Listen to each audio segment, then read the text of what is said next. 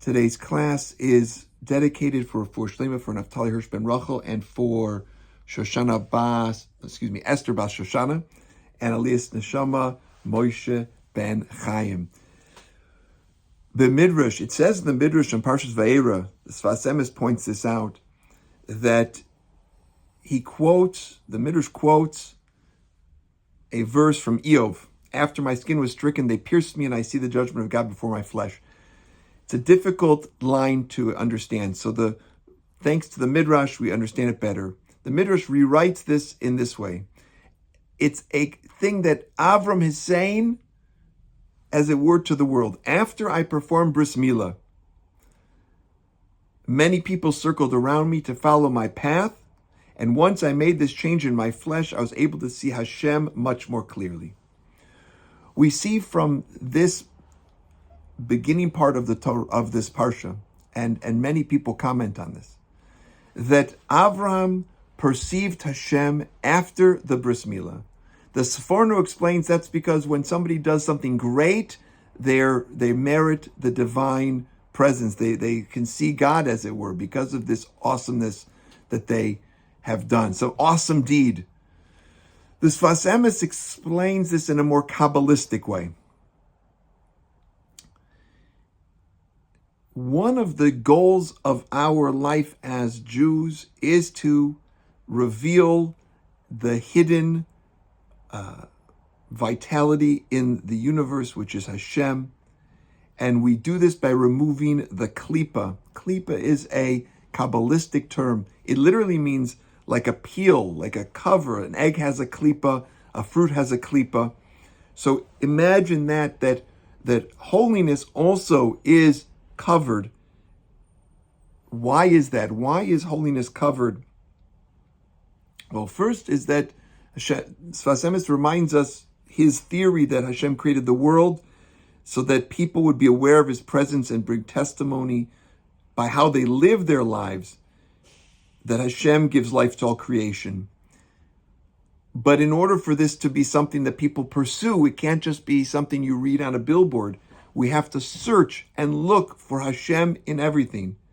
We have to peel back the layer that hides Hashem.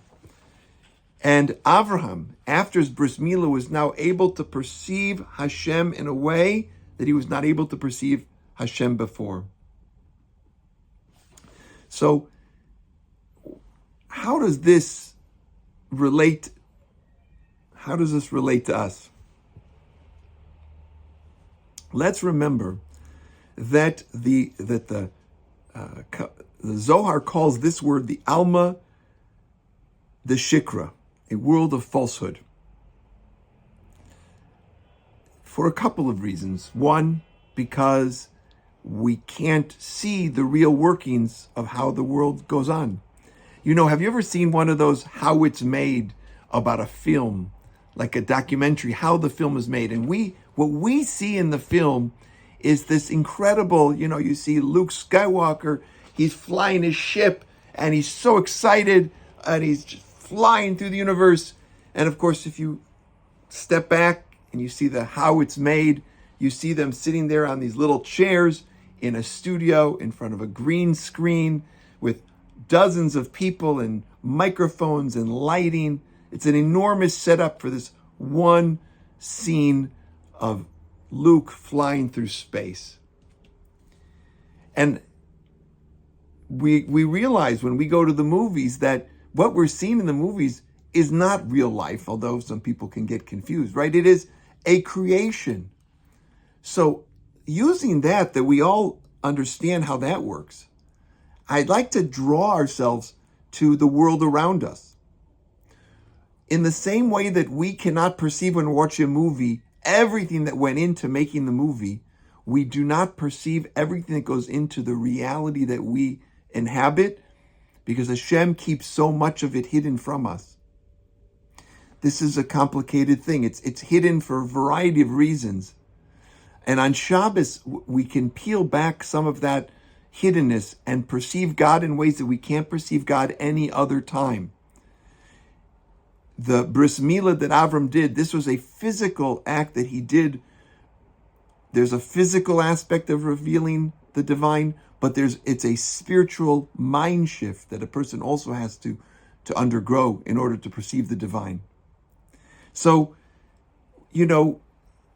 one way that I just want to share is the idea that just came to me, is when we go out of our way to help another person, Hashem helps us help that person. That is the Hashem revealing himself to us. It's not always in some big flashy, the light comes down from above and we're, totally inspired and we see the light. God reveals himself to us in very simple ways.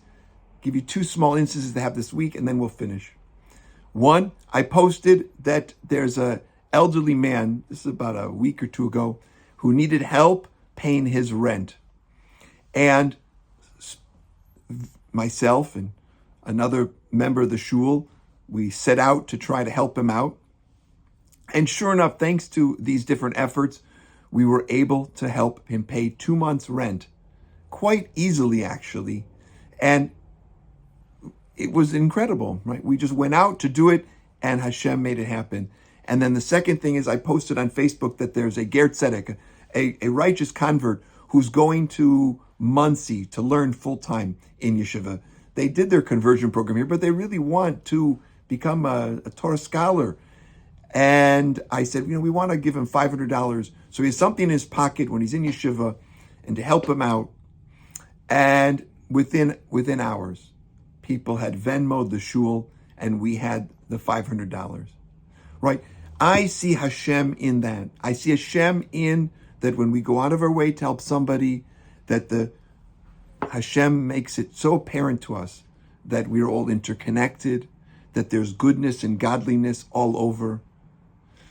May we be blessed to see more of Hashem in everything, especially on Shabbos. God bless you. Have a wonderful week.